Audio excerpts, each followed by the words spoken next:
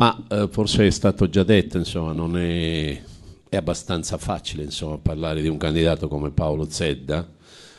Penso che ci sia bisogno di un candidato come Paolo Zedda oggi. Manca in Consiglio regionale un certo tipo di sensibilità sul versante, come dire, identitario. Oggi è una parola che insomma si spreca spesso, ho sentito anche qualche avventuriero insomma fare comizi e parlare di identità un po' a vanvera, insomma, perdendo di vista quello che significa identità. Ecco, secondo me Paolo riesce a mantenere se stesso, che questo è il concetto di identità dovunque tu ti trovi, insomma, nel mondo, ecco. Lui riesce a mantenere se stesso in ogni situazione perché, è stato detto poco fa, io condivido, è uno vero, è uno di quelli che tu incontri per strada e il giorno dopo è uguale in qualsiasi situazione, cioè ha una sua bella forza che gli deriva anche il fatto di essere ancorato a valori che sono importanti.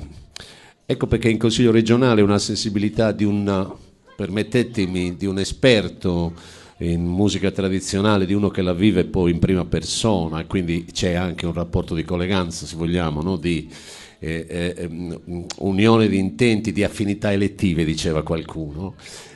Ecco perché insomma io mi sento un po' rassicurato dalla sua presenza e devo dire anche che lui, parlando anche in termini stretti di elezioni, ha ottime probabilità di essere consigliere regionale.